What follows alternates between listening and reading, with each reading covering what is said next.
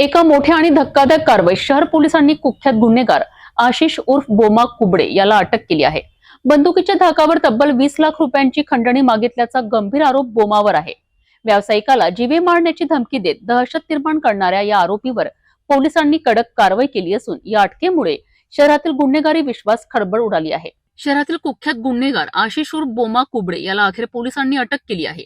बोमावर एका स्थानिक व्यावसायिकाकडनं बंदुकीच्या धाकावर 20 लाख रुपयांची खंडणी मागितल्याचा आरोप आहे। डिसेंबर महिन्यात व्यापारी इंद्रकुमार अग्रवाल यांनी पोलिसात तक्रार दाखल केली होती। तक्रारीनुसार आशिष कुबडे यांनी अग्रवाल यांना व्हॉट्सअप कॉल आणि मेसेजद्वारे वारंवार धमकावणे सुरू केले होते।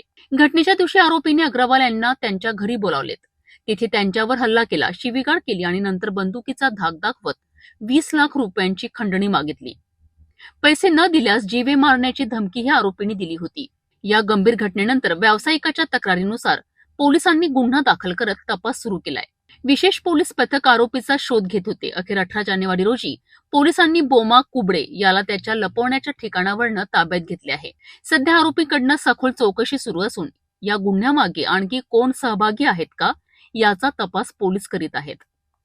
यातील आरोपी आशिष उर्फ बोमा कुबडे याचा पोलीस पथक शोध घेत असताना त्याला काल परवा दिवशी दिनांक 18 रोजी पोलीस पथकाने ताब्यात घेतलेला आहे। ताब्यात घेतल्यानंतर त्याची वैद्यकीय तपासणी व उपचारानंतर त्याला गुन्ह्यामध्ये अटक करण्यात आली आहे।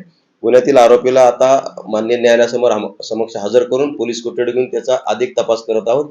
त्याने गुन्ह्यामध्ये वापरलेले हत्यार व इतर त्याचे कोणी साथीदार त्यामध्ये सामील आहेत काय या संबंधात अधिक तपास करीत आहोत। यातील आरोपी आशिष उर्फ बोमा कुबडे याच्या गुन्हेगारी पार्श्वभूमी पाहिली असता त्याच्यावरती यापूर्वी जुगार कायद्यान्वये वेगवेगळे गुन्हे दाखल आहेत।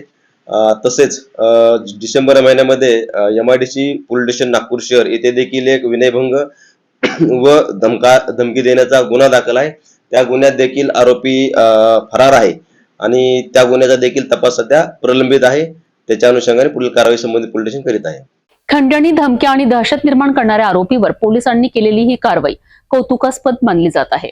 या प्रकरणातील पुढील तपास आणि आरोपींवर होणाऱ्या कारवाईकडे सर्वांचे लक्ष लागले आहे।